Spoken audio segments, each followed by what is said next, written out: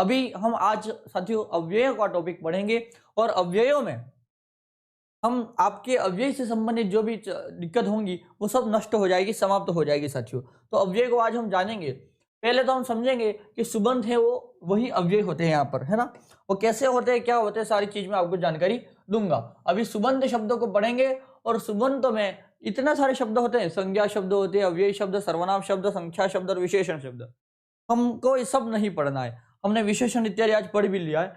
सब ना पढ़ के कि हम क्या पढ़ेंगे, अव्यय पढ़ेंगे। तो अव्यय भी क्या है, एक सुबंत शब्द है। देख लीजिए यहाँ पर कई सारे अव्यय लिखे हुए साथियों, है ना। सबसे पहले जैसे ऐसे ऐसे अव्यय आपको दिखेंगे। अवयव का अर्थ मैं आपको आज की कक्षा बहुत ही बेहतरीन रहने वाली है। अवयव से संबंधित कई सारे वाक्य सॉल्व करवाऊंगा मैं आपको, कई सारे शब्द बतवाऊंगा आपको मैं, ठीक। देख लीजिएगा ऐसे ऐसे अव्यय आएंगे आगे, है ना। और अलग अलग अवयव के नाम भी है, मैं नाम से ही आपको अवयव को क्लियर करता जाऊंगा। प्रातः, सायं च, अपि, एव, कदा, कुत्र, अत्र, तत्र, तदा, यदा, एकाला, है ना। जैसे प्रातः का मतलब होता है सुबह, सायं मतलब रात, है ना, शाम का समय, क्या मतलब, और च का मतलब और, अपि मने भी, एव मतलब निश्चित ही, कदा मतलब कब, कुत्र मने कहाँ, अत्र मने यहाँ, तत्र मने वहां और तदा मने तब, यदा मने जब और एकदा मतलब एक बार, ठीक। तो इस प्रकार से इनके ये अर्थ हैं। लेकिन ध्यान देना कि अव्यय का और विशेष क्या अर्थ है, वो यहाँ पर अव्यय का लक्षण यहाँ पर प्रतिपादित किया गया है साथियों। लक्षण बताया गया है, लक्षण बताया गया है अव्यय का कि सदृशम त्रिषु लिंगेषु सर्वासु च विभक्तिषु वचनेषु च सर्वेषु यन्नव्येति तदव्ययम्। यन्नव्येति यहां पर ऐसे लिख देना, तदव्ययम्, तदव्ययम्। यहाँ पर तत् ऐसा शब्द एक बीच में और जोड़ देना, ठीक हो गया। इसको मैं थोड़ा ऐसे काट दे रहा हूं, ठीक। हाँ, तदव्यय, यन्नव्येति तदव्ययम्, तत् अव्ययम्, ऐसा पूरा हो जाएगा। ये दो में, इसमें से तो दो में से और निकल जाएगा, उधर चला जाएगा, इधर आ जाएगा, तो तत् अव्ययम् ऐसा रूप हो जाएगा। सदृशम त्रिषु लिंगेषु सर्वासु च विभक्तिषु, अर्थात सदृशम त्रिषु लिंगेषु, जो तीनों ही लिंगों में, इसमें तीनों ही लिंगों में, सर्वासु च विभक्तिषु और सभी विभक्तियों में। तीन लिंग होते हैं हमारे यहाँ पर संस्कृत में, ध्यान रखना, स्त्रीलिंग, पुल्लिंग और नपुंसकलिंग, ठीक है। तो ये तीनों ही लिंगों में जो एक समान रहे। एक छात्र हुआ, पता नहीं कौन सा, उसको कैसा क्या भगवान ने बुद्धि दिया, एक दिन पूछता मुझे, सर संस्कृत में लिंग कितने होते हैं। मैंने कहा स्त्रीलिंग, पुल्लिंग एवं नपुंसकलिंग, तीन लिंग होते हैं। तो छात्र बोलता है, नहीं सर ऐसे तीन लिंग होते हैं, स्त्रीलिंग, पुल्लिंग, नपुंसकलिंग, तो शिवलिंग कहाँ से आया। अब वो छात्र ऐसे पूछता है, अब उस नालायक को मैं क्या जवाब दूं, ऐसी मूर्खता हरकत करता। मैंने उसको फिर मैं बाद में समझाया, है ना। अभी आपको मैं ज्यादा इस पर चर्चा ना करूं, बस ये ऐसी मतलब ऐसी दुर्बुद्धि कहाँ कहाँ आ जाती है। भाई लिंग का मतलब होता है प्रतीक, चिन्ह, कि भाई ये ऐसा प्रतीक कि चलो ये स्त्री का बोध कराएगा, ये पुंस्त्व का बोध कराएगा, ये स्त्रीत्व का बोध कराएगा, ये क्लीबत्व का बोध कराएगा, है ना, ये नपुंसकत्व का बोध कराएगा। यानी कि स्त्री, पुल्लिंग और नपुंसकलिंग, इनका बोध कराने वाला जो चिन्ह है बस वही लिंग है ना। तो ऐसा कोई स्त्रीलिंग का मतलब, ये लिंग का मतलब कोई गलत बात नहीं है। लिंग का मतलब होता है चिन्ह, है ना। लिंगानुशासनम करके पूरा अनुशासन बताया भगवान पाणिनि ने कि कौन सा शब्द किन किन, जैसे ऐसा नहीं शब्दों का बोध कराएगा, कोई स्त्री अथवा पुरुष इत्यादि नहीं। जैसे कूपी है तो ये कूपी ऐसा बोला गया और ये स्त्रीलिंग में हुआ, ठीक हो गया। तो अब ये कूपी है वो स्त्रीलिंग है, तो अब इसमें कहाँ लिंग ढूंढने जाओ आप। यहाँ पर क्या करेंगे आप, अब इसका ये स्त्रीत्व का बोध कराता है कि हाँ ये जो शब्द है वो स्त्रीत्व है, स्त्री वाचक शब्दों में इसको रखा जाएगा, है ना। जैसे संगणकम है, ये नपुंसकत्व का बोध कराता है, ठीक। तो लिंग यानी कि चिन्ह, है ना। तो आप इसका गलत अर्थ ना ले, भगवान है ना अपने बहुत अच्छी बुद्धि दी है। ध्यान दीजिएगा, संसार में जो कुछ भी है वो सब संस्कृत में है, और जो संस्कृत में नहीं है वो संसार में भी नहीं है, ठीक है। संसार में स्त्रीलिंग, पुल्लिंग और नपुंसकलिंग तीनों ही लिंगों का वाचन है। संसार में एक वचन, द्विवचन और बहुवचन तीनों ही वचनों का वाचन है। इसीलिए संस्कृत में भी स्त्रीलिंग, पुल्लिंग, नपुंसकलिंग और एक वचन, द्विवचन, बहुवचन तीनों ही वचन है। बाकी अन्यतर किसी भाषा में एक वचन, द्विवचन, बहुवचन की व्यवस्था नहीं है। कितनी बड़ी बात है, संस्कृत कितनी बड़ी महती भाषा होगी, देववाणी होगी, ऐसे ही थोड़ी बोल दिया गया ऐसे देववाणी इत्यादि। समस्त ग्रंथ संस्कृत भाषा में लिखे गए हैं। चलिए ज्यादा भाषणबाजी ना करते हुए मैं आगे बढ़ता हूँ, रात्रि का समय भी है, आपको सोना भी होगा। सदृशम त्रिषु लिंगेषु सर्वासु च विभक्तिषु वचनेषु च सर्वेषु, यानी कि समस्त लिंगों में, तीनों ही लिंगों में और सातों विभक्तियों में, और वचनेषु च सर्वेषु, और तीनों वचनों में, एक वचन, द्विवचन, बहुवचन, सभी वचनों में, यह न व्येति, जो कभी खर्च ना हो, कभी घटे बढ़े नहीं, उसे हम अव्ययम कहेंगे। साथियों क्या कहेंगे? अव्यय। यानी कि तीनों ही लिंगों में, सभी विभक्तियों में, वचन, तीनों ही लिंगों में, जैसे राम शब्द रामः वैसे बनता है, स्त्रीलिंग में जाके रमा ऐसा भी बनता है, नपुंसकलिंग में कोई मित्रम शब्द बनता है, तो शब्द अलग अलग हुआ कि नहीं हुआ? सर्वासु च विभक्तिषु, है ना, और सभी विभक्तियों में, जैसे कि राम शब्द प्रथमा के एक वचन में रामः बनता है, अच्छा द्वितीया के एक वचन में रामम बनता है, तृतीया के एक वचन में रामेण, रामाय, रामात, रामस्य, रूप चेंज हो रहा है ना, नहीं हो रहा? हाँ। और वचन में जैसे राम शब्द एक वचन में रामः बनता है, द्विवचन में रामू बनता है, और बहुवचन में रामाह बनता है, ऐसे बढ़ता रहता है, हर एक विभक्तियों में भी बनेगा अलग अलग, है ना। और सर्वे वचनेषु च सर्वेषु, समस्त वचनों में भी, लेकिन राम शब्द तो वो घटता बढ़ता है, पर अव्यय ऐसे होंगे जो कभी बढ़ेगा नहीं, जो कभी घटेगा नहीं, एज इट इज सभी विभक्तियों में, सभी लिंगों में, सभी वचनों में समान रहेगा, कभी बढ़ेगा नहीं, कभी घटेगा नहीं, उसे हम अव्यय कहेंगे। साथियों क्या कहेंगे? अव्यय कहेंगे। चलिए आगे बढ़ते हैं साथियों, ये अव्यय की परिभाषा आपको मिल गई, लक्षण आपको मिल गए। अभी हम समझेंगे अव्ययानी, और अव्यय भी कितने प्रकार के होते हैं। यहाँ पर देख लीजिए साथियों, 5 प्रकार के अव्यय दर्शाए गए हैं। इस सर्वनाम वाचक अव्ययानी, सर्वनाम वाचक है ना, सर्वनाम किसे कहते हैं? संज्ञा के स्थान पर काम में आने वाले अव्यय, ठीक।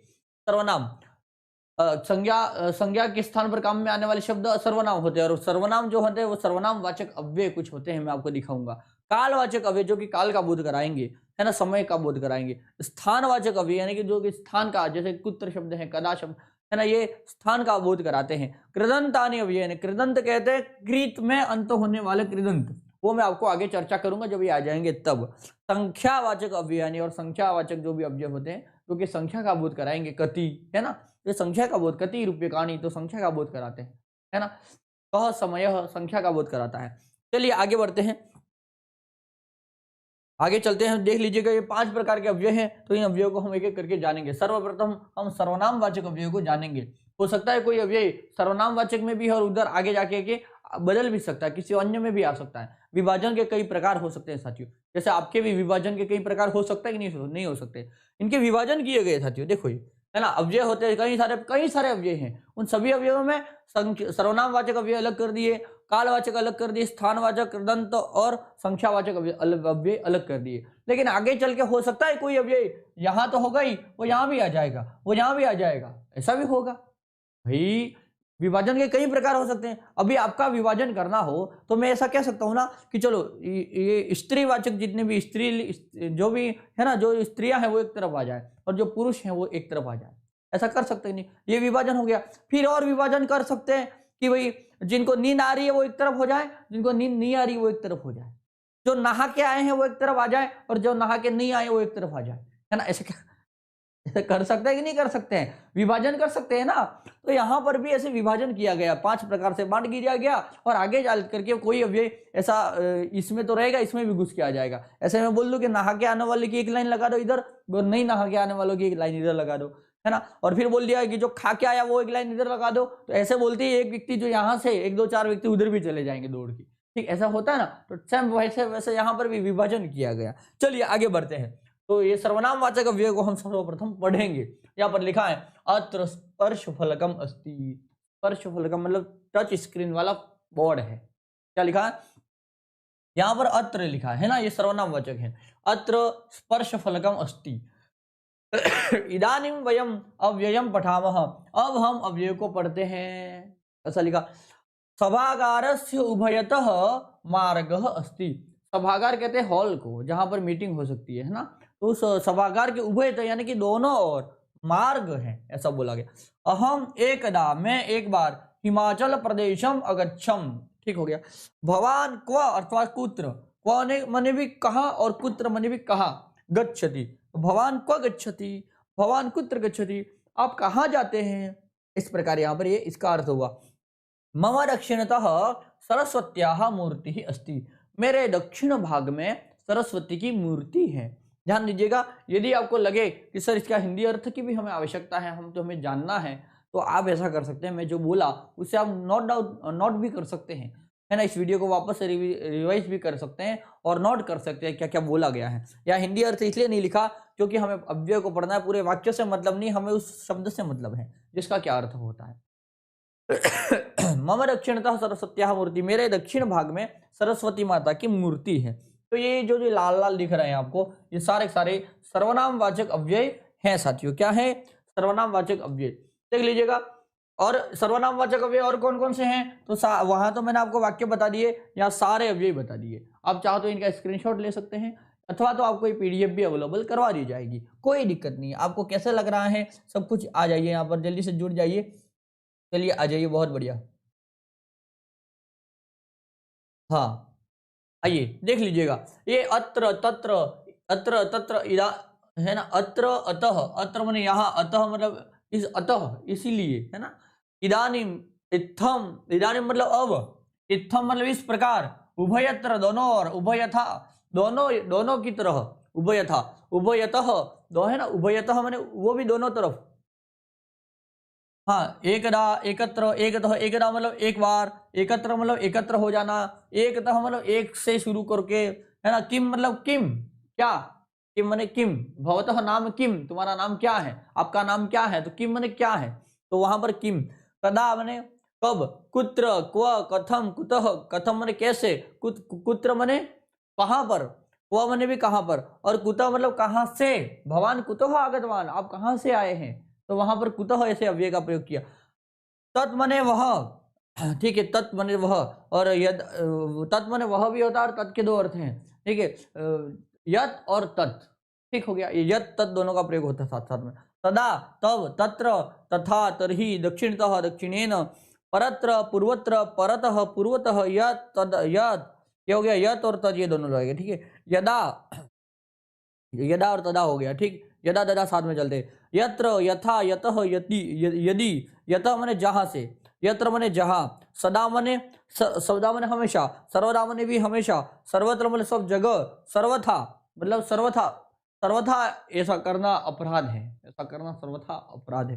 तो सर्वथा पूर्णतया, सर्वथा माने ना, सर्वतः यानी कि चारों ओर से, इस प्रकार से ये अव्यय के ये सारे सारे अर्थ भी हुए, और ये सारे अव्यय हैं साथियों। देख लीजिए, इनके हम वाक्य प्रयोग देखते हैं। देख लीजिए, जैसे इनका अर्थ हम वाक्य प्रयोग करें तो कैसे करेंगे, यदा शब्द का तदा शब्द का वाक्य प्रयोग करें तो ऐसे होगा, यदा हम ग्रामम गच्छामि तदा आनंदम अनुभवामि, जब मैं गांव जाता हूं तब आनंद अनुभव करता हूं, ऐसा ये वाक्य लिखा है। तो यदा और तदा का यहाँ पर अव्यय का संयोजन हुआ है। यदा हम ग्रामम गच्छामि तदा आनंदम अनुभवामि, मैं आपको भी आगे जाके प्रश्न पूछूंगा, प्रश्न आपके लिए रखे गए हैं, ठीक। देख लीजिएगा, यत्र शर्करा भवति तत्र पिपीलिकाः आगच्छन्ति, जहां शक्कर होती है वहां पिपीलिकाः अर्थात चींटियां आगच्छन्ति आ जाती हैं। यथा तुम परिश्रमम करोषि, जैसा तुम परिश्रम करते हो, तथा अंकान प्राप्नोषि, वैसे अंक प्राप्त करोगे,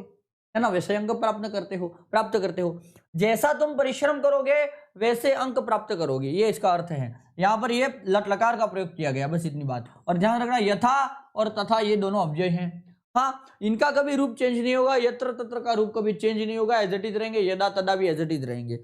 यावत दुखम न भवति तावत सुखस्य अनुभूतिर न भवति, जब तक दुख नहीं होगा तब तक सुख की अनुभूति नहीं होती है। यावत दुखम न भवति, जब तक दुख नहीं होता तब तक उसे सुख की अनुभूति नहीं होती है। सुख की अनुभूति भी तभी होगी जब पहले दुख पाया हो। चलिए आगे बढ़ते हैं। हाँ, अब सर्वनाम वाचक अव्यय और भी हैं। कौन कौन से यहाँ पर लिखा है, यदा तदा यथा तथा यत् तत् यत्र तत्र यदि तर्हि यावत तावत, ठीक, इस प्रकार से। चलिए और भी इसे ऐसे हमने पढ़ लिए। अब समझेंगे हम कालवाचक अव्यय को। किसको समझेंगे साथियों? कालवाचक अव्यय को। हाँ, टेंशन नहीं लीजिए, क्या पता 25 को होगी या नहीं।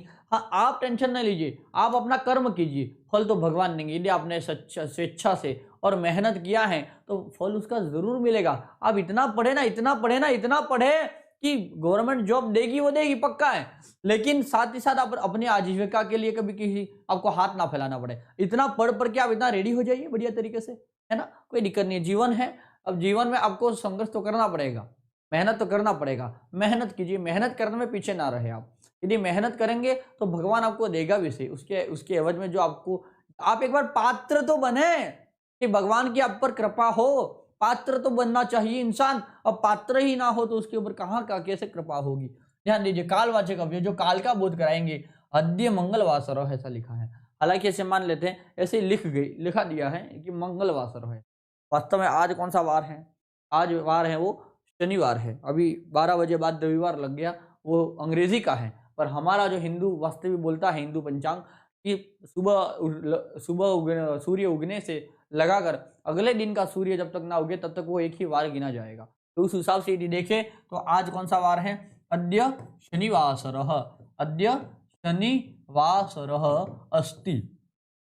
तो अद्य शनिवासरः अस्ति, तो यदि आज शनिवार है तो कल कौन सा वार होगा फिर, इसको मैं काट के यहाँ पर कर देता हूँ, अद्य शनिवासरः, यहाँ पर लिखता हूँ साथियों ध्यान रखना, अद्य शनिवासरः, अद्य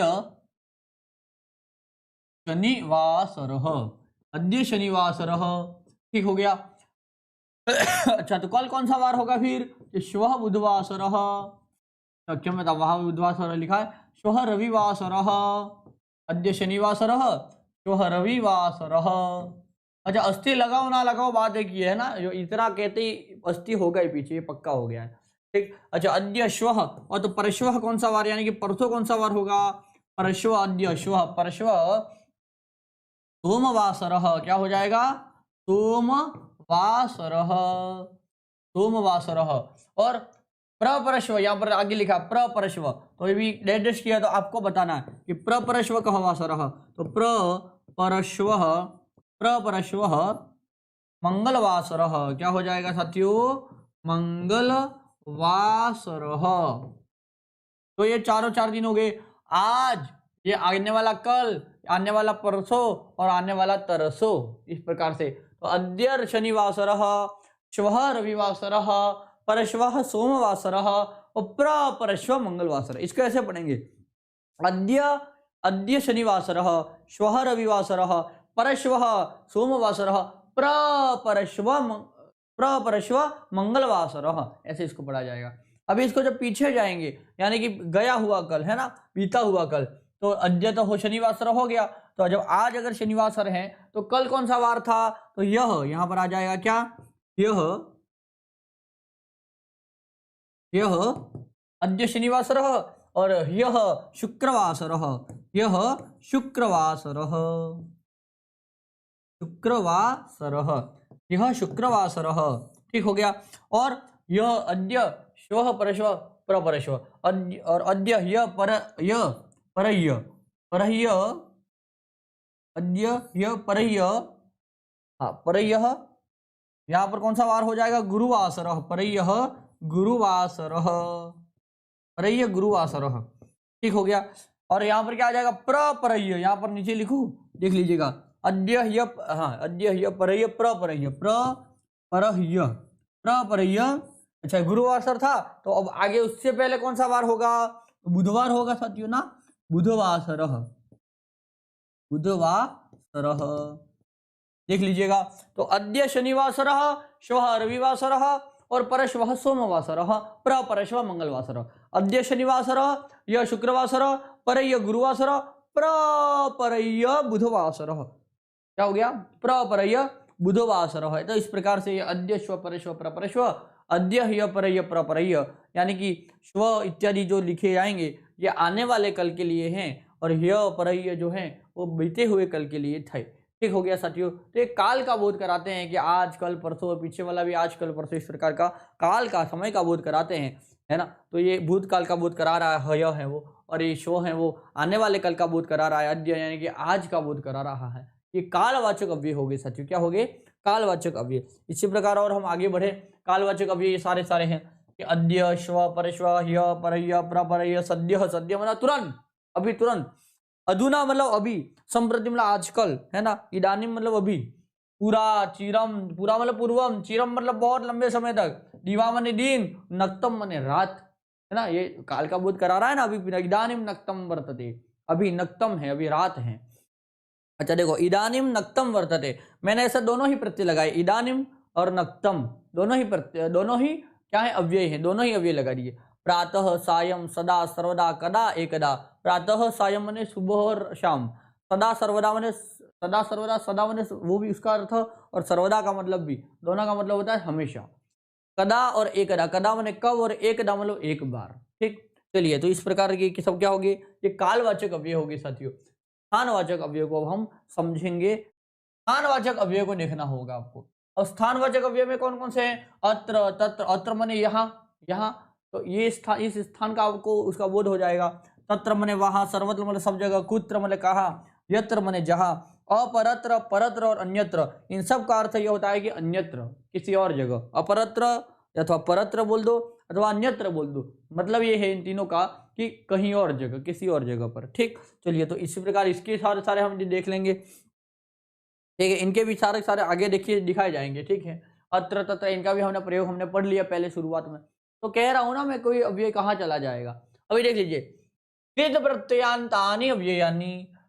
ध्यान रखना, प्रत्यय दो प्रकार के होते हैं साथियों। कौन, कितने प्रकार के प्रत्यय है ना, दो। अभी प्रत्ययों का विषय मैं आपको नहीं पढ़ा रहा हूँ, मैं पढ़ा रहा हूँ आपको अव्यय, पर प्रत्ययों के विषय में जानना थोड़ा आवश्यक है, क्योंकि कुछ ऐसे प्रत्ययांत शब्द होते हैं, प्रत्यय ऐसे शब्द होते हैं कुछ जिनमें ये प्रत्यय लग जाएगा तो वो अव्यय हो जाएगा।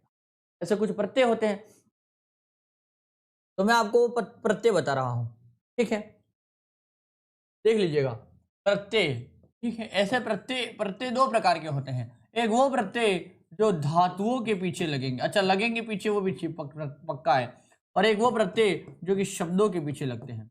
धातुओं के पीछे लगने वाले प्रत्यय दो प्रकार के होते हैं सर। कितने प्रकार के, दो प्रकार। मोटी मोटी बात जानकारी लगा दूंगा, ठीक है, ताकि क्या है कि आप इसको कर पाए, ये आपको समझ में आए, बस इसके लिए।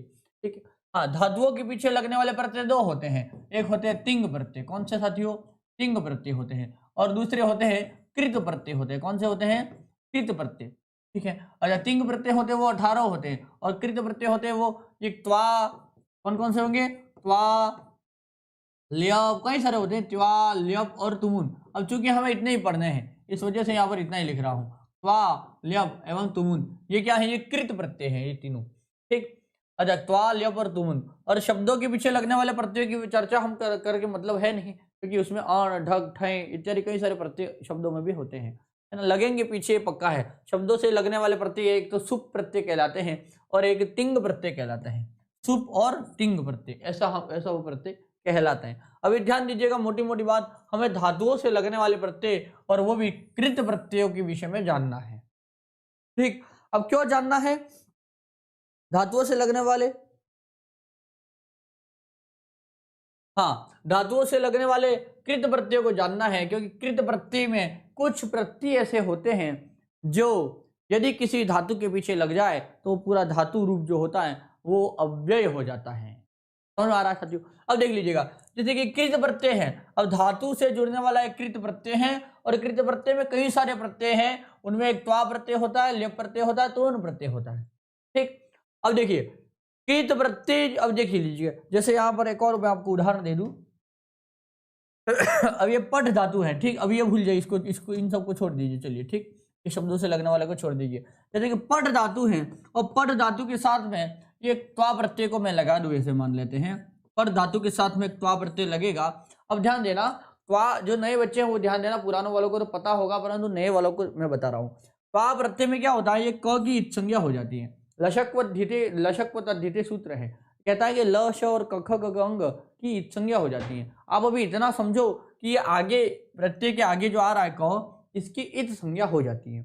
जब इत संज्ञा हो जाएगी तो आगे जाके वो शब्द दिखेगा नहीं, है ना, वो क जिस शब्द की, जिस अक्षर की इत संज्ञा हुई है क की, वो क आगे जाके दिखेगा नहीं, उसका आदर्शन हो जाता है, उसका लोप हो जाता है, वो आगे दिखता नहीं है। ठीक, जिसकी भी इत संज्ञा होगी वो, तो क्या बना, ये पट है, और पीछे क्या बचा, त्वा बचा, पट प्लस त्वा ऐसा बचा। जब ऐसा बचा, जब जहां जहां भी क की संज्ञा हुई हो, तो यहाँ पर पट की, यहाँ पट ऐसा है तो उपधा में उसको क्या हो जाता है, इसको ईट का आगम हो जाता है। क्या हो जाता है साथियों, ईट का आगम। तो पठ के साथ ईट का आगम होगा तो पठी ऐसा बनेगा और पठित्वा ऐसा रूप बन जाएगा। क्या हो जाएगा साथियों? पठित्वा ऐसा रूप बनेगा। अब जब पठित्वा जो रूप बन गया, अब इसके पीछे क्या लगा है? ये त्वा प्रत्यय लगा है, और त्वा प्रत्यय है क्या? वो कृत में आता है, इसीलिए पठ धातु है और त्वा प्रत्यय है, और पठ धातु के साथ त्वा प्रत्यय जुड़ेगा, पठित्वा जो रूप बना, ये रूप जो है वो कृदंत है साथियों। क्या है? कृदंत है ना। ये पठित्वा शब्द क्या हो गया? अब ये कृदंत हो गया, क्योंकि कृत प्रत्यय लगा है पीछे। तो कृत प्रत्यय है जिसके पीछे, वो सब कृदंत कहलाएंगे। ये धातुओं से जुड़ने वाले प्रत्यय कौन कौन? कृत प्रत्यय। अच्छा, कृत प्रत्यय कौन कौन है? त्वा, ल्यप और तुमुन। तो जब जब भी ये त्वा, ल्यप और तुमुन किसी शब्द के पीछे लगेंगे तो वो पूरा ही शब्द क्या कहलाएगा? कृदंत कहलाएगा। जैसे कि आप भारत देश के निवासी हैं, आप भारतीय हैं, मैं भारतीय हूं, ये भारतीय हैं, ये भाई सब भी भारतीय हैं, ये सब भारतीय हैं ना। उसी प्रकार ये त्वा प्रत्यय भी कृत है, ल्यप प्रत्यय भी कृत है, तुमुन प्रत्यय भी कृत है, कृत प्रत्यय है, क्योंकि कृत के अंदर रहते हैं सारे सारे। तो ये कृत प्रत्यय जिसके भी पीछे लग जाएगा, पट के साथ में यदि त्वा प्रत्यय लगा अर्थात कृत प्रत्यय लगा, तो उससे बनने वाला जो शब्द होगा पठित्वा, ये शब्द क्या कहलाएगा? ये पठित्वा जो शब्द है वो कृत प्रत्यय कहलाएगा, कृत प्रत्ययांत कहलाएगा, अर्थात कृत है अंत में जिसके, वो हो जा कहलाएगा कृदंत साथियों। क्या कहलाएगा? कृदंत। हाँ, कृदंत। तो कृत प्रत्यय अंत में लगा तो कृदंत कहलाएगा। अब समझना मेरी बात को आप अच्छे से, जब ये कृदंत हो जाएगा तब इसको हम कह सकते हैं कि ये कृदंत प्रत्यय है। क्या कहेंगे यहाँ पर? कृत प्रत्यय है, अथवा कृदंत प्रत्यय हो गए। ठीक। अच्छा, त्वांतानि अव्यय, यानी त्वा में अंत होने वाले अव्यय, कृदंत में भी कई सारे प्रत्यय हैं अलग अलग, त्वा, ल्यप और तुमुन। तो त्वा में अंत होने वाले अव्यय हो जाएंगे, ल्यप प्रत्यय में अंत होने वाले भी अव्यय हो जाएंगे, और तुमुन में भी जो अंत होंगे वो सब अव्यय कहलाएंगे। चलिए, मोटी मोटी बात आप समझिए, जो ज्यादा मैं आपको इसकी चर्चा, ये प्रत्ययों में ना घुस करके मैं आपको अव्यय के विषय में मैं आपकी चर्चा करता हूँ। देख लीजिएगा साथियों, यहाँ पर मूल बात इतनी समझना कि जब किन्हीं शब्दों के पीछे त्वा प्रत्यय लगेगा तो वो त्वांतानि अव्यय कहलाएगा। ठीक, त्वा प्रत्यय लगेगा तो त्वांत अव्यय कहलाएगा, तो है अंत में जिसके त्वांत हो गया। अच्छा, ल्यप प्रत्यय जब भी पीछे लगेगा तो वो लेबंतानि अव्यय कहलाएगा। ठीक, यहाँ पर लेबंत अव्यय भी होंगे, और तुमुन प्रत्यय में जो भी शब्द अंत हो गए वो भी अव्यय गिन लिए जाएंगे, उनका भी अव्यय संज्ञा हो जाती है तुमुन प्रत्यय वाले के। तो तुमुन प्रत्यय जिनके भी अंत में होगा, मैं आपको आगे बताऊंगा कि त्वा प्रत्यय वाला अंत वाला शब्द कैसे बनेगा, और ल्यप प्रत्यय और तुमुन प्रत्यय में आपको दिखा दूंगा। अभी आपको मोटी मोटी बात जानकारी रखना कि जिन जिन शब्दों के पीछे त्वा लगा हो वे सारे धातु रूप क्या हो जाएंगे? अव्यय हो जाएंगे। ल्यप प्रत्यय लगा हो तब भी क्या हो जाएंगे? वो अव्यय हो जाएंगे, और तुमुन प्रत्यय लगा हो तब भी वो क्या हो जाएंगे? अव्यय हो जाएंगे। बस इतने सी बात है। चलिए, हाँ, और भी नियम है कई सारे ऐसे ऐसे अव्यय, है ना, अव्ययी भाव समास भी हैं, है ना, तो उसमें जितने भी शब्द आएंगे वो सारे सारे अव्यय हो जाएंगे। वैसे कई सारे नियम भी हैं, और आपको परीक्षा में सिर्फ वाई लाइन देगा, छात्र पठित्वा लेखम लिखति, बताओ इसमें अव्यय कौन सा है, ऐसे पूछेगा नॉर्मल से। ध्यान दीजिएगा, त्वांतानि अव्ययानि, त्वांत अव्यय, त्वा में अंत होने वाले अव्यय, कि छात्र पठित्वा लेखम लिखति, छात्र पढ़कर लेख लिखता है। यहाँ पर दो क्रिया है, एक पढ़ना और एक लिखना। तो देख लीजिएगा, यहाँ पर जो क्रिया पहले समाप्त होती है उसमें त्वा प्रत्यय लगता है। तो छात्र पढ़कर लेख लिखता है, तो ये पढ़ धातु के साथ त्वा प्रत्यय लगा, अब ये पठित्वा बन गया। अब ये सदृशम त्रिषु लिंगेषु सर्वासु च विभक्तिषु वचनेषु च सर्वेषु यन्नव्येति तदव्ययम्, इस परिभाषा के तहत ये बैठ पा रहा है। अर्थात ये पठित्वा जो रूप बना, इसके कभी भी आगे दूसरा रूप नहीं चलेगा। एज इट इज तीनों ही लिंगों में हमेशा ये ऐसा का ऐसा ही रहेगा। ठीक हो गया। चलिए आगे देख लेना। यूयम ग्रहं गत्वा पाठान स्मरत, तुम सब जाओ, घर जाओ और पाठ को स्मरण करो। ऐसा, तो ग्रहं गत्वा, गम धातु के साथ में त्वा प्रत्यय लगाया, गत्वा रूप बना। अब ये जो गत्वा बन गया, ये क्या बन गया? अब ये अव्यय हो गया। अब इसका कभी आगे रूप नहीं चलेगा। हाँ, वाक्य में प्रयोग होगा तब भी ये गत्वा के रूप में ही दिखेगा आपको। ठीक, हाँ, इसका कोई गत्वा, गत्वे, गत्वाहा, गत्वम, गत्वो, गत्वान ऐसा रूप नहीं चलेगा। ठीक हो गया। आगे देख लीजिए, वयम ज्येष्ठान नत्वा शालाम गच्छामः, हम ज्येष्ठों को, ज्येष्ठ व्यक्ति को, हमारे बड़े भाइयों को नत्वा मतलब नमन करके शालाम गच्छामः, पाठशालाम गच्छामः, अथवा जहां भी हम शाला को जा रहे हैं, शाला जाते हैं ना, पाठशाला जाते हैं वगैरह, कि हम ज्येष्ठ व्यक्ति को नत्वा, नम धातु के साथ त्वा किया, नत्वा बना। ठीक है, युवाम कविताम स्मृत्वा श्रावयतम, तुम दोनों कविता को स्मरण करके, स्मृत्वा मने स्मरण करके, श्रावयतम सुनाओ। ठीक, आवाम, ये स्मृति धातु के साथ त्वा किया तो स्मृत्वा जो रूप बना वो अव्यय हो गया। आवाम रात्रो भोजनम कृत्वा किंचित कालम भ्रमावह, यहाँ पर किंचित जो है ये भी एक अव्यय है, लेकिन ठीक है ध्यान रखना। अब यहाँ पर देख लीजिए, आवाम रात्रो भोजन, हम रात्रि में भोजन करके कुछ समय तक भ्रमावह भ्रमण करते हैं हम दोनों, आवाम। यहाँ पर क्री धातु से त्वा लगाया, कृत्वा बन गया। ठीक हो गया। हाँ चलिए आगे बढ़ते हैं, देख लीजिएगा ये सब हो गया, त्वा प्रत्यय कृत्वा प्रत्यय लगा दिया। चलिए, तो कहने का तात्पर्य समझना, ये पठित्वा, गत्वा, नत्वा, स्मृत्वा, कृत्वा, ये जो शब्द हैं ये सारे त्वा प्रत्ययांत हैं, ये सब के सब अव्यय हो गए साथियों। ठीक है, यहाँ पर हस प्लस त्वा हसित्वा बना, क्रीड प्लस त्वा क्रीडित्वा बना, जप प्लस त्वा जपित्वा बना, ब्रह्म प्लस त्वा क्या बनेगा, भ्रमित्वा। आपको भी मैं पूछूंगा, टेंशन ना लीजिए, आप समझ रहे होंगे सर हमें भी पूछ लो, टेंशन मतलब आपको पूछूंगा मैं, ये तो सरल है, मैं लिख देता हूँ, कठिन होगा मैं आपको पूछूंगा। लिख प्लस त्वा क्या बनेगा, लिखित्वा बनेगा, लिख प्लस त्वा क्या बनेगा, लिखित्वा बनेगा। आगे देख लीजिए, खार प्लस त्वा क्या बनेगा, हाँ आपको ये वाला बताना है, 1 2 3 4 5 6 7, ठीक है, तो ये 7वें नंबर वाला आपको बताना है। ठीक, बाकी सब मैं कर दूंगा, सिर्फ ये 7वें नंबर वाला आपको बताना है। ये खाद प्लस त्वा बनेगा खादित्वा, ये सरल मैं बना देता हूँ और कठिन वाला आपको दे रहा हूँ। खन प्लस त्वा आपको बनाना है और जल्दी जल्दी बना के मुझे कमेंट में बताएं, खन प्लस त्वा क्या बनेगा, यहाँ पर क्या रूप चलेगा। ठीक है, क्रंद प्लस त्वा बनेगा क्रंदित्वा, क्रंदित्वा। ठीक हो गया। चलिए, ये सारे वे हो जाएंगे अब ये। और धाव प्लस त्वा, इधर धाव धातु है, त्वा प्रत्यय है, जब त्वा प्रत्यय धाव धातु में लगेगा तो धावित्वा रूप बनेगा,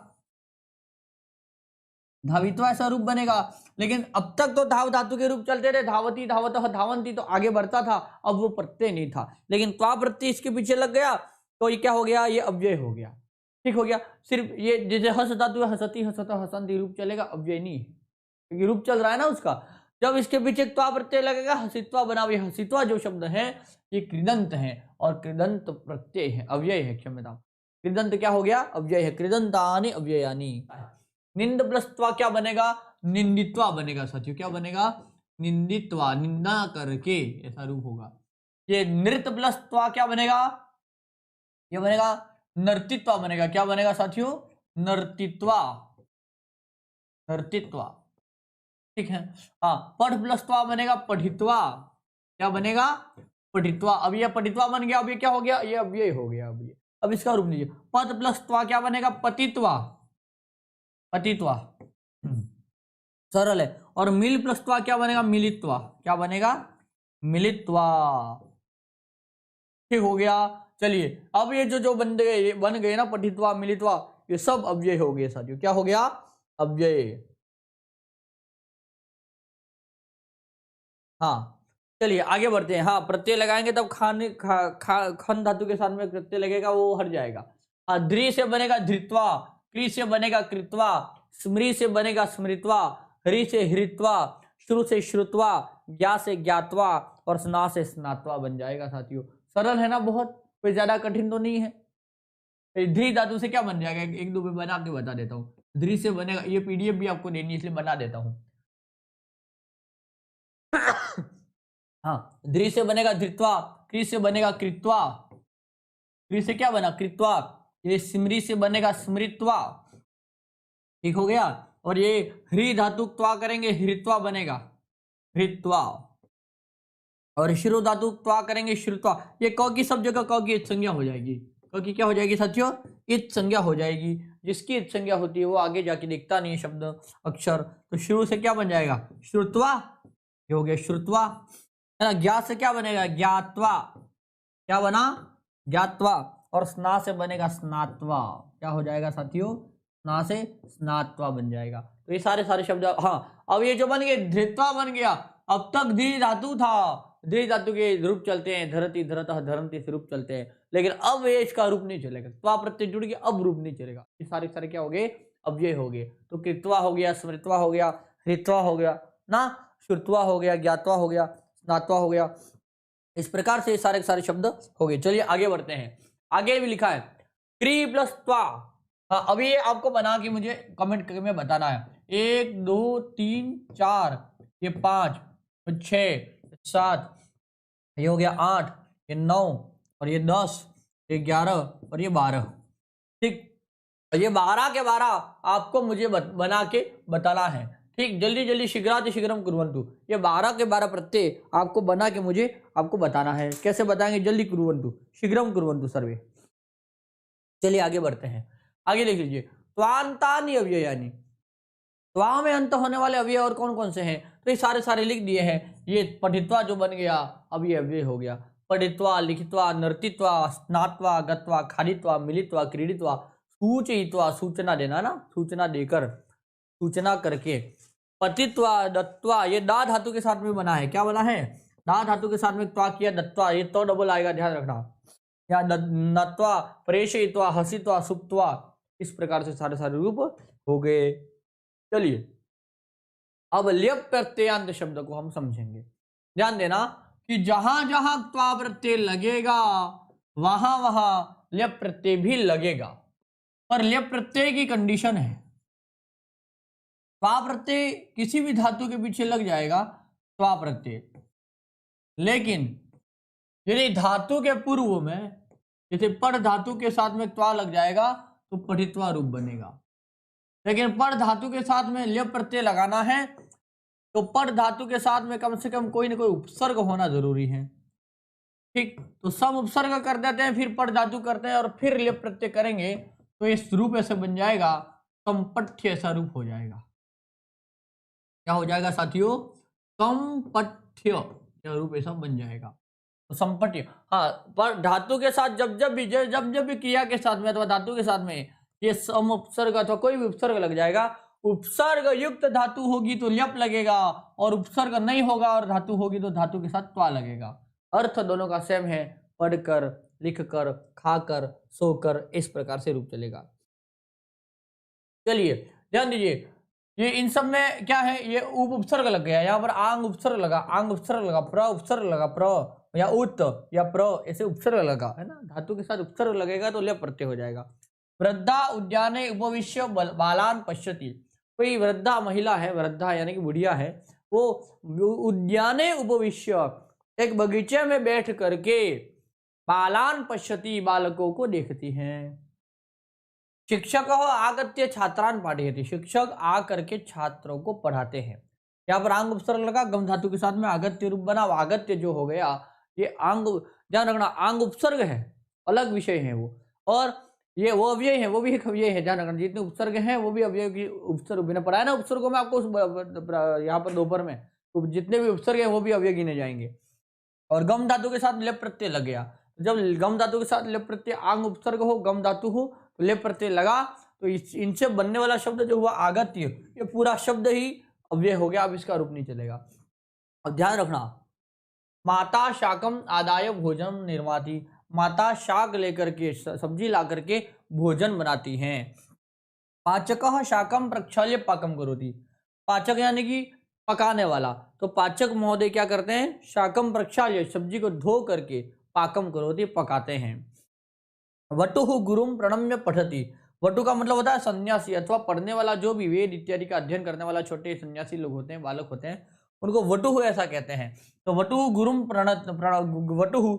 प्रणम्य पठति, वटु जो है वो गुरु को प्रणाम करके पढ़ता है। ये नम धातु है, इसके साथ में कौन सी धातु है, नम धातु है। आगे प्र उपसर्ग है और प्र के अंदर र है, इसीलिए पीछे आने वाले न गण हो गया। ठीक हो गया, और पीछे ल्यप प्रत्यय में यह शेष रहेगा। एक किसी छात्र ने प्रश्न पूछा था कि सर वट वृक्ष में कौन सी संधि है, वट वृक्ष इसमें कौन सी संधि है। जब ये पूछा था तो मैंने उसको वहां पर उत्तर दिया है, परंतु आप सब लोगों के सामने भी मैं दे देता हूं उत्तर, अब चूंकि उसने पूछा तो था ही।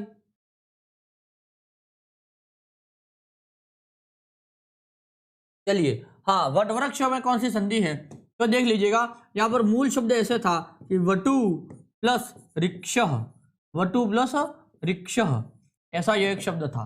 तो क्या हुआ, वटु के अंदर ट के अंदर ऊ है ना, और आगे क्या है, रिक्षो है, आगे रिक्षो है। अब ये ऊ के स्थान पर हम क्या करते हैं, वह कर देते हैं आधा वाला, है ना। आगे क्या था, ये ट है और पीछे क्या है, रिक्षो है, ऐसा है ना, ये रिक्षो।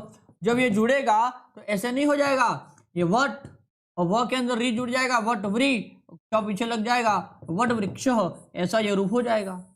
ठीक हो गया।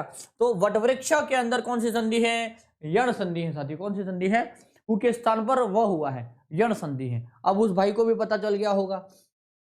चलिए अभी ये वटु शब्द आ गया तो मुझे याद आ गया, उसका कमेंट मैंने पढ़ा था, कमेंट में उसने लिखा था।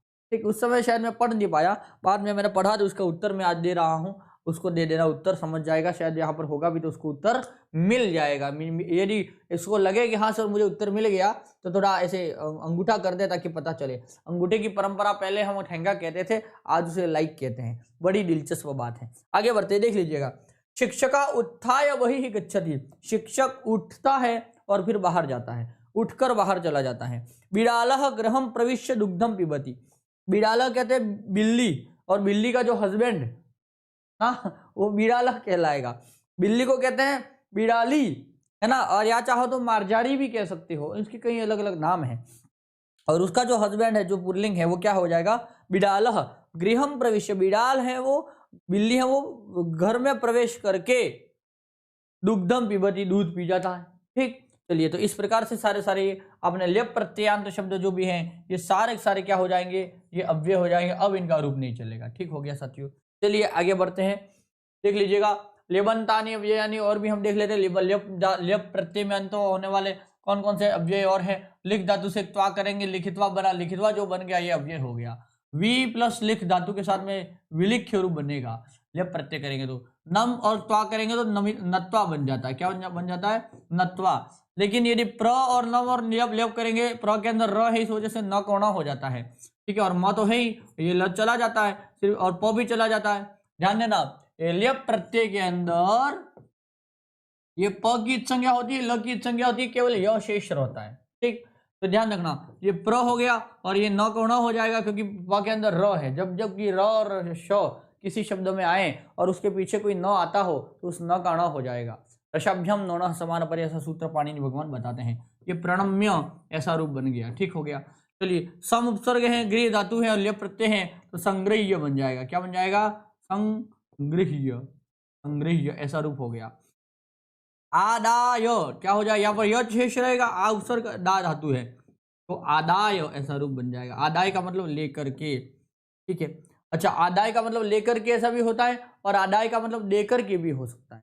चलिए ठीक है, निर प्लस गम प्लस लेप क्या बनेगा, निर्गम्य बनेगा। क्या बनेगा, निर्गम्य, निर्गम्य। ठीक, हाँ यहाँ पर निर्गत्य भी बनता है साथियों। ठीक है, निर्गत्य दोनों ही रूप बनता है, निर्गत्य भी बनता है, निर्गम्य भी। यह को तुक्का आगम भी होता है। ठीक क्योंकि म चला जाएगा वहां तुक्का आगम हो जाएगा।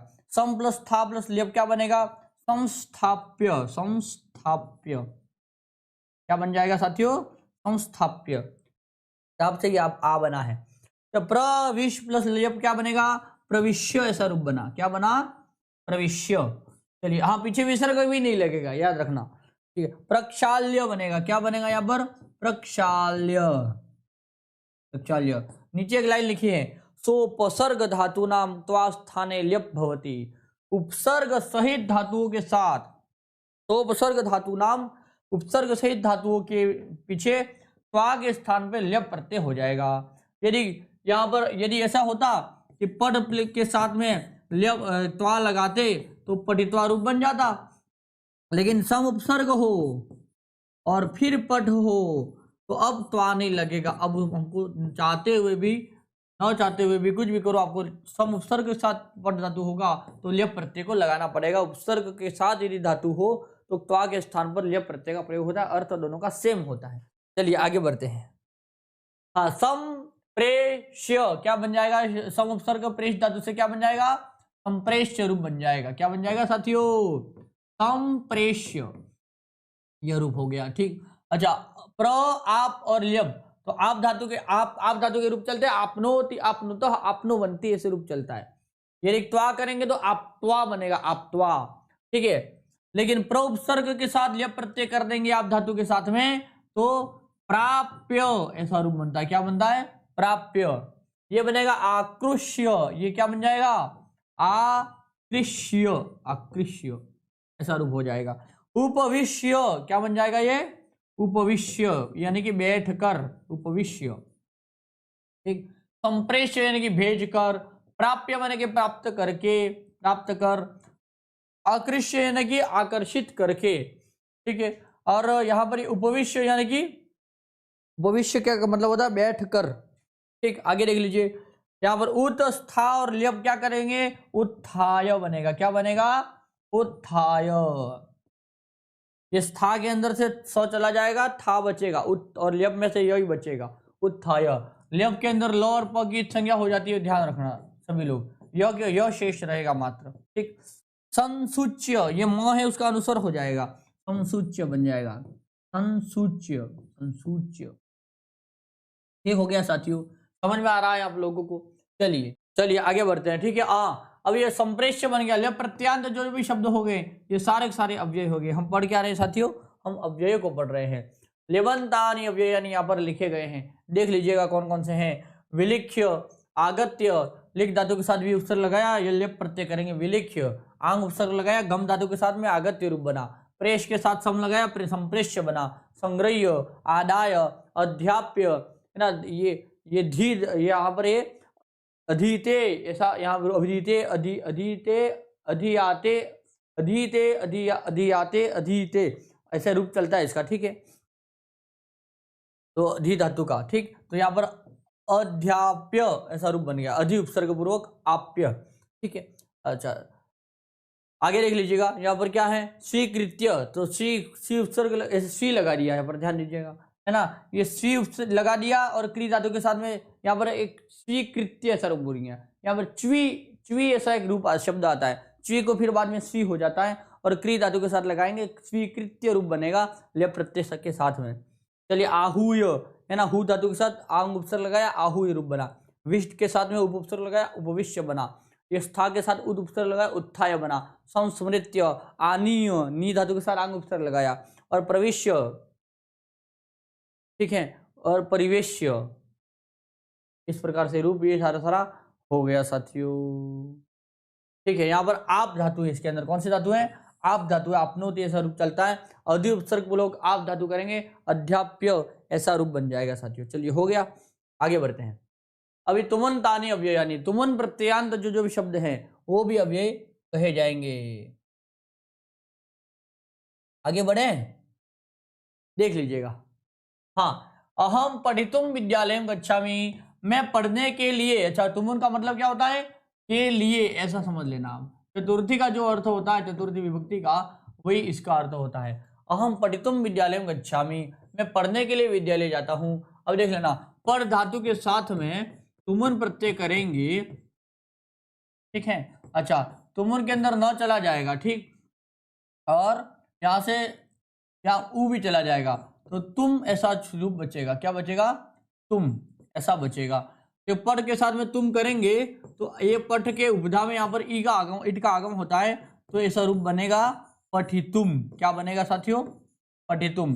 पीछे कोई शब्द होगा तो म को अनुस्वर हो जाएगा, वो अलग नियम है, ध्यान दीजिएगा कि अहम पठितुम विद्यालयम गच्छामि, मैं पढ़ने के लिए विद्यालय जाता हूँ। अब पठितुम जो बना, ये तुमन प्रत्यांत, तो पट धातु के साथ में तुमन प्रत्यय लगेगा। अब ये पठितुम जो बना ये अव्यय हो गया, अब इसका रूप नहीं चलेगा। सह क्रीडितुम उद्यानम गच्छति, वह क्रीड़ा करने के लिए, वह खेलने के लिए उद्यान जाता है, बगीचे में जाता है। माता पाकम क्रेतुम विपणिम गच्छति, विपणी कहते हैं बाजार अथवा दुकान को। तो माता पाकम क्रेतुम, यानी कि पाकम कहते हैं सब्जी इत्यादि को, है ना, पकाने के लिए कुछ योग्य चीज, पाकम क्रेतुम, है ना। तो सब्जी इत्यादि को क्रेतुम यानी कि खरीदने के लिए विपणिम गच्छति, बाजार जाती हैं। त्वम लेखितुम लेखनी आनयसी, तुम लिखने के लिए, लेखनी आ जाएगा, यहाँ पर क्या आ जाएगा? यहाँ लेखितुम लेखनीम आनयसी, तुम लिखने के लिए लेखनी लाती हो, आनयसी में लाती हो। शिक्षक छात्रम श्लोकम स्मर्तुम आदिशति। शिक्षक छात्र को श्लोक स्मरण करने के लिए आदेश देता है। रुग्णः कष्टम सोढ़ुम न शक्नोति। यहाँ पर सोढ़ुम, ध्यान दीजिएगा, यहाँ पर सोढ़ुम बन गया, कितने बहुत ही बढ़िया है। ठीक है, यहाँ पर ध्यान दीजिएगा, यहाँ पर और भी देख लीजिए, रुग्णः कष्टम सोढ़ुम न शक्नोति। रोगी व्यक्ति कष्ट को नहीं सह सकता। यहाँ पर सह धातु है, कौन सी है? सह धातु है। सह धातु के साथ में यहाँ पर तुमन प्रत्यय किया है, सोढ़ुम रूप बना है। ध्यान दीजिएगा, यह बालः क्रीडनकम दातुम न इच्छति। बालक है वो क्रीडनकम बनेगी, खेलने की कोई भी वस्तु हो उसे कहते हैं क्रीडनकम। तो बालक खेलने की उस वस्तु को नहीं, खिलौने को देना नहीं चाहता है, देना नहीं। इच्छति, इच्छ धातु जहां जहां भी आ जाए समझना, वहां पर हमेशा धातु के साथ में तुमन प्रत्यय का प्रयोग होता है। ठीक, अहम गंतुम इच्छामि, अहम भोक्तुम इच्छामि, अहम खादितुम इच्छामि, तो तुमन प्रत्यय का ही प्रयोग होगा। चलिए आगे बढ़ते हैं। हसिता प्लस तुमुन हसितुम रूप बनेगा। क्रीडित, अच्छा यहाँ पर क्रीड धातु है या जप धातु है या भ्रम धातु, ये इसलिए लिखा है, लिखिता ये सब इसलिए लिखा है ना। लिट लकार का प्रयोग इसमें किया हुआ है, लिट लकार का, लिट लकार है ना। हसिता हसितारो हसितारो ऐसे रूप चलता है इसका, ध्यान देना। हसिता से हसितास्थ, हसितास्थ, हसितास में हसितासो हसितास्म, ऐसे लिट लकार में रूप बनता है। हसिता का मतलब ये हुआ कि हंसा जाएगा, कल कल हंसूंगा। ठीक है, तो अभी ध्यान देखना, यहाँ पर हस धातु के साथ लिट लकार, लिट में प्रयोग किया हसिता, इसलिए किया था कि आपको पता चले कि लास्ट में कैसे बचेगा, शब्द कैसे बनेगा वो पता चले, बस उसके लिए यहाँ पर इसे दिखाया है, थोड़ा सा दर्शन किया है। हसिता के अंदर धातु है, हस धातु है, कौन सी है साथियों? हस धातु है।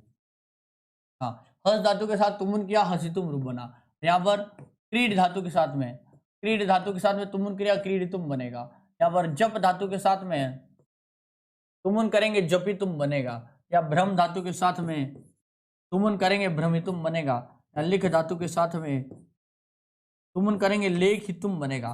खाद धातु के साथ में तुमुन करेंगे खादितुम बनेगा। और क्रंद धातु है, क्रंद, क्रंद धातु के साथ में तुमुन करेंगे क्रंदितुम बनेगा। और धाव धातु है, धाव धातु के साथ में तुमुन करेंगे धावितुम रूप बनेगा। यहाँ पर क्या बनेगा? जपितुम या भ्रमितुम या लेखितुम, खादितुम, क्रंदितुम और धावितुम, ऐसा रूप यहाँ पर सब जगह हो जाएगा। ठीक हो गया साथियों, चलिए आगे बढ़ते हैं। हाँ, तुमुन प्रत्यांत शब्द क्या हो जाएंगे? नित्य अव्यय हो जाएंगे। तो तुमुन प्रत्यय निंदिता, निंदितुम हो जाएगा, नर्तितुम हो जाएगा। इसके अंदर निंद धातु है, कौन सी है साथियों? निंद धातु से निंदितुम रूप बन जाएगा। यहाँ पर नर्तिता में नृत्य धातु है, कौन सी है? नृत्य धातु है, तो नर्तिता ऐसा रूप बन जाएगा। पठिता तुमुन, यहाँ पर पठ धातु है तो पठितुम बन जाएगा। पत धातु है, पतितुम बन जाएगा। और मिल धातु है, मिलितुम बन जाएगा। क्या बन जाएगा साथियों? मिलितुम, मिल धातु है। ठीक है, मिल धातु से तुमुन करेंगे मिलितुम बनेगा, और पट से तुमुन लगाएंगे पठितुम रूप बन जाएगा। ठीक हो गया, चलिए आगे बढ़ते हैं। अभी आप बनाए इसको, द्रि धातु से क्या बनेगा? तुमुन लगाएंगे तो यहाँ पर बनेगा धरतुम। क्या बनेगा साथियों? धरतुम। द्रि धातु से तुमुन लगाएंगे धरतुम रूप बनेगा। कोई शब्द आगे है नहीं इसलिए मैंने मौ को पूरा लिख दिया है ना। हाँ, यहाँ लिख लीजिए, क्री धातु से तुमुन लगाएंगे करतुम रूप बनेगा। क्या बनेगा? करतुम। ठीक है, और यहाँ पर कर्ता बना है। ठीक, चलिए इसी प्रकार आगे स्मृति धातु से तुमुन लगाएंगे स्मर्तुम बनेगा, स्मर्तुम, स्मर्तुम। ठीक हो गया, चलिए आगे बढ़ते हैं। हरि धातु से तुमुन क्या बनेगा? हरतुम बनेगा। क्या बनेगा साथियों? हरतुम। चलिए, और श्रु धातु से तुमुन क्या बनेगा? श्रोतुम बनेगा, श्रोतुम, श्रोतुम, श्रोतुम गच्छति, सुनने के लिए श्रोतुम बने। अच्छा, ज्ञा धातु से तुमुन बने लगाएंगे तो ज्ञातुम बनेगा, ज्ञा जानने के लिए ज्ञातुम, ऐसा हो गया। और स्ना धातु से तुमुन लगाएंगे तो स्नातुम, ऐसा रूप हो जाएगा। ठीक हो गया साथियों, चलिए आगे बढ़ते हैं। बहुत बढ़िया। हाँ, अब ये तुमुन जो भी तुमुन प्रत्यय बनने के बाद जो शब्द ये बने, ये सारे शब्द ये अव्यय कहलाएंगे साथियों। क्या कहलाएंगे? अव्यय कहलाएंगे। यहाँ पर क्री तुमुन क्या बनेगा? क्री प्लस तुमुन क्रेतुम रूप बनेगा। क्या बनेगा साथियों? क्रेतुम। नी प्लस तुमुन बनेगा नेतुम। ये कुछ डिफरेंट है, हट के चलता है ना, कुछ अलग टाइप से चलता है, ध्यान दे दीजिएगा यहाँ पर। हाँ, ये क्या बनेगा, नी प्लस तुमोन नेतुम बनेगा। क्या बनेगा साथियों, नेतुम। यहाँ भू प्लस तुमोन क्या बनेगा, भवितुम बनेगा, भवितुम। भू प्लस तुमुन भवितुम। अच्छा, पा धातु के साथ तुमुन करेंगे तो पातुम बन जाएगा। क्या बन जाएगा, पातुम। ये शब्दों की प्रकृति थोड़ी बहुत आपको जानकारी में रखनी पड़ेगी। या स्था प्लस तुमुन क्या बनेगा, स्थातुम बन जाएगा साथियों। क्या हो जाएगा, स्थातुम। स्था प्लस तुमुन स्थातुम। और गम प्लस तुमुन क्या बन जाएगा, गंतुम बन जाएगा। क्या हो जाएगा, गंतुम। और नम प्लस तुमुन क्या बन जाएगा, नंतुम। नम प्लस तुमुन क्या हो जाएगा, नंतुम हो जाएगा साथियों। चलिए आगे बढ़ते हैं। नन प्लस तुमुन नंतुम। और देख लीजिए, त्यज प्लस तुमुन क्या बनेगा, त्यक्तुम बनेगा। क्या बनेगा, त्यक्तुम। अब त्यक्तुम जब बन जाएगा तब ये पूरा, अब ये तुमुन प्रत्यांत शब्द क्या हो जाएगा, अव्यय हो जाएगा। पच प्लस तुमुन क्या बनेगा, पक्तुम। क्या बनेगा, पक्तुम। पक्तुम रूप बन जाएगा ये, ठीक है। अच्छा, दृश्य प्लस तुमुन क्या बन जाएगा, दृष्टुम। दृष्टुम नहीं, द्रष्टुम, द्रष्टुम। प्रच्छ प्लस तुमुन प्रष्टुम बनेगा। क्या बन जाएगा, प्रष्टुम, प्रष्टुम। चलिए, और कृष प्लस तुमुन क्या बनेगा, यहां लिख रहा हूं कृष्टुम बनेगा। क्या बनेगा, कृष्टुम। ठीक हो गया साथियों। अच्छा, यहां पर ध्यान देना, या प्री था तो उसको प्र हो गया, या क्री था उसको क्र हो गया। ठीक, वो ये छोटी छोटी नियम है ना। संप्रसारण कहते हैं। ईउ रिले के स्थान पर यवर हम करते थे यहाँ संधि में। अब यवर के स्थान पर हम वापस से ईउ रिले कर देंगे तो वो संप्रसारण कहलाता है। ये दृष्टुम रूप बनेगा। तो तुमंत, अब तुमंता ने अब इस प्रकार से सारे सारे हैं, हम इसको जान लेते हैं। पठितुम, खादितुम, चलितुम, बदितुम, है ना। लेखितुम, क्रेतुम, नेतुम, पातुम, घ्रातुम, दातुम, नर्तितुम, गातुम, वक्तुम, दष्टुम, है ना। ये वक्तुम, तो यहाँ पर वदितुम हो गया। ठीक है, यहाँ पर वदितुम के साथ साथ उदितुम भी होता है। क्या होता है, वद धातु के साथ में उदितुम। ठीक हो गया, वद धातु के उदितुम। वक्तुम, द्रष्टुम, आनेतुम, प्राप्तुम, स्मर्तुम, हर्तुम। इस प्रकार से सारे सारे रूप हो गए। वदितुम हो सकता है और उदितुम भी हो सकता है। वदितुम कम और उदितुम ज्यादा। वद धातु के साथ तुमुन करेंगे, उदितुम रूप बनता है, क्योंकि व को उ हो जाता है। ठीक, चलिए आगे बढ़ते हैं। ध्यान दीजिएगा, संख्यावाचक अव्यय हम पढ़ेंगे। अहम सकृत काशी नगरम अगच्छम। मैं एक ही बार, सकृत का मतलब क्या होता है, एक बार। मैं एक बार काशी नगर में गया हूँ, काशी गया हूँ। त्वम दिवसे द्विवारम पठ, तुम दिन में 2 बार पढ़ो, ऐसा लिखा है। ये संख्यावाचक है ना, कितनी बार पढ़ना है, तो संख्या आ रही है ना, तो ये अव्यय। अच्छा, द्विवारम तो द्विवारे ऐसा नहीं आएगा, द्विवारेशु ऐसा कभी नहीं चलेगा। यानी कि ये द्विवारम जो शब्द है वो अव्यय हो गया। सकृत माने एक बार, ये क्या है, अव्यय है। आवाम वर्षे त्रिवारम ग्रामम गच्छावह, हम दोनों वर्ष में 3 बार गांव जाते हैं। ठीक हो गया। कह का कतिवारम पठति लिखति खादति नमति। मैं आपको पूछ रहा हूँ कि कौन कितनी बार लिखता है, हंसता है, खाता है, पीता, बताओ, है ना। तो कोई कहेगा सर अहम 1 वारम पठामि, सर अहम अर्धवारम पठामि, मैं आधा ही पढ़ता हूँ। चलिए, अहम पंचवारम पठामि। और आप सब लोग कहेंगे सर अहम सप्तवारम खादामि, मैं 7 बार खाता हूँ। ठीक हो गया। हाँ, सर कब तक पढ़ाओगे, जब तक ये चलेगा, बस अभी समाप्त तो होने आया है। ठीक, देख लीजिएगा। पुरुषेषु एकशः उत्तिष्ठतु। अब ये क्या हो गया, संख्येय वाचक। आज मैंने आपको वहां पढ़ा रहा था जब, है ना, विशेष विशेषण, उसमें बताया था संख्येय वाचक। क्या हो गया, संख्येय वाचक शब्द। ये तो हो गया संख्यावाचक। इसमें क्या है, ये संख्यावाचक हो गए, ये संख्येय वाचक। यानी कि एकशः उत्तिष्ठतु, एक एक करके उठो। लाइन लगी होगी, एकशः उत्तिष्ठतु, एक एक करके उठो। भवतीषु द्विशः अत्र आगच्छताम। आप में से दूसरे नंबर वाले जो, हाँ, आप स्त्रीलिंग होंगे तो भवतीषु मतलब आप सब में से, द्विशः अत्र आगच्छताम, 2-2 करके आए, 2-2 करके आए। ठीक है। पंक्त्याम षट्शः जनाः उपविशन्ति। पंक्ति में 6-6 लोग बैठे हैं। और कितने कितने लोग बैठे हैं, 6-6 लोग बैठे हैं पंक्ति में। हाँ, और आगे देख लीजिएगा। रेल यानेन सहस्रशः जनाः कुंभ मेलाम गच्छन्ति। रेल यान से हजारों की संख्या में लोग कुंभ मेला जाते हैं। ठीक हो गया। तो ये सब क्या हो गया, संख्येय वाचक है। एकशः, द्विशः, षट्शः, सहस्रशः, कतिवारम, त्रिवारम, द्विवारम, सकृत, ये पंचवारम, षडवारम, जब जब ये वारम ऐसा आ गया पीछे, क्या हो जाएगा, वो अव्यय हो जाएगा। चलिए आगे बढ़ते हैं, देख लीजिएगा। संख्यावाचक अव्यय, यानी यहाँ पर लिखा है शब्द रूपेशु द्विधा विभागा वर्तते। यहाँ पर क्या लिख दिया, संख्यावाचक में द्विधा है ना, शब्द रूप के दो विभाग हैं, तो द्विधा ऐसा कर दिया। त्रिधा भी हो सकता है, चतुर्धा, पंचधा, षडधा, सप्तधा, अष्टधा, धा ऐसे लग जाएगा, वो अव्यय हो जाएगा फिर। ठीक है, वचन विभाग, विभक्ति विभाग च, ऐसा पूरा शब्द है, इसके अंदर द्विधा जो शब्द है ये क्या है, ये शब्द रूप दो प्रकार से बांटे गए, वचन और विभक्ति से संबंध में। तो क्या हो गया, द्विधा जो शब्द है ये क्या हो गया, ये अव्यय है। शब्दाः त्रिधा विभक्ताः सन्ति, शब्द तीन प्रकार से विभक्त है, तो यहाँ पर त्रिधा जो शब्द है वो भी क्या हो गया, अव्यय हो गया। स्त्रीलिंग, पुल्लिंग और नपुंसकलिंग। और यहाँ पर क्या हो गया, भारतवर्षम चतुर्धा विभक्तम, भारतवर्ष जो है वो चार प्रकार से विभक्त है, तो चतुर्धा जो शब्द है इस प्रकार पंचधा, षडधा, सप्तधा, अष्टधा आप चाहे उतने बना सकते हैं। संख्यावाचक विशेषण यहाँ लिख दिए गए हैं, सक्रिय, द्वि, त्रि, चतुः, पंचकृत, पंचकृत्वः, पंचकृत्वः ऐसा पूरा शब्द है, पंचकृत्वः, अर्थात द्वि, त्रि, चतुः, पंच, षट, सप्त, अष्ट, ऐसे आगे आप भी जा सकते हैं, कर सकते हैं, बना सकते हैं।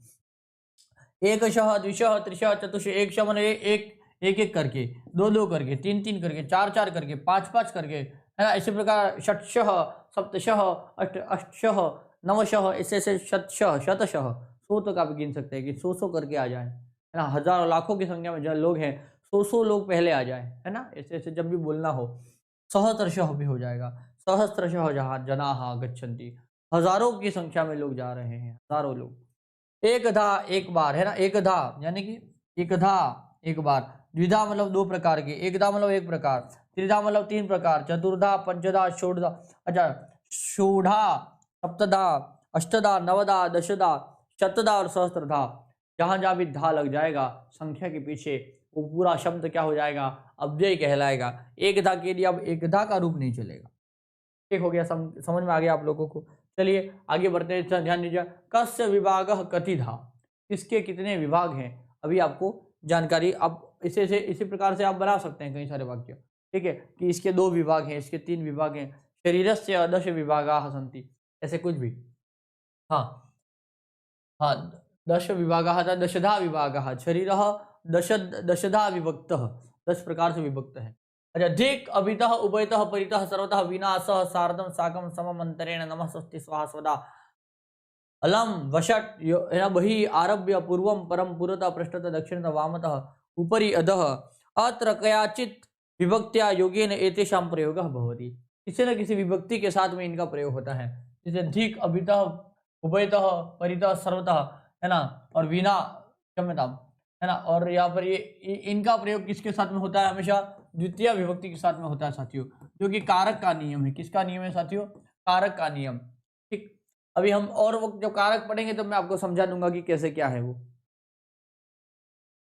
हाँ, विना, सह, सार्धम, साकम, समम, अंतरेण, इन सब के साथ में तृतीय विभक्ति का प्रयोग होता है साथियों। किसका होता है, तृतीय विभक्ति का। कारक और विभक्तियां जो हम पढ़ेंगे तब मैं आपको इसकी चर्चा करूंगा, आगे इसके उदाहरण भी मिल सकते हैं। नमः, स्वस्ति, स्वाहा, स्वरा, इनके साथ में सर्वदा चतुर्थी विभक्ति का प्रयोग होता है साथियों। किसका होता है, चतुर्थी विभक्ति का।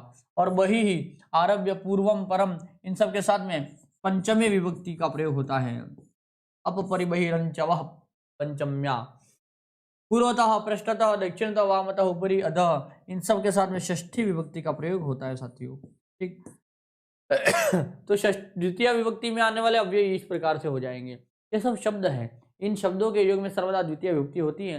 ये शब्द है वो उपपद विभक्ति वाले कहलाते हैं, अर्थात ये सारे सारे अव्यय कहलाते हैं। ध्यान रखना, क्वचित, कथनचित, कुतश्चित, कुत्रचित, किंचित, क्वचित, क्वचित प्रवृत्ति मतलब कभी, क्वचित माने कभी कभार, कथनचित मतलब किसी प्रकार, कथनचित हम अत्र आगतवान, किसी प्रकार बहुत ही कष्टकारक रहा ना, तो कथनचित आगतवान, किसी प्रकार में आया। कुतश्चित मतलब कहाँ से आ रहा है, कहीं से आ रहा है। कुतश्चित जनः आगच्छति, पता नहीं कहाँ से, लेकिन कहीं न कहीं से आ रहा है, कहीं से कोई व्यक्ति आ रहा है। कुत्रचित, कुत्रचित गच्छति, तो कहीं, कुत्र माने कहाँ, कहाँ, और चित माने इसका कुत्रचित लग गया मतलब कहाँ जाएगा, पता ही नहीं है ना, पता ही नहीं, कुत्रचित कहीं ना कहीं तो। और किंचित मतलब थोड़ा सा, है ना। चलिए ठीक है, आप सब लोगों को धन्यवाद बहुत बहुत।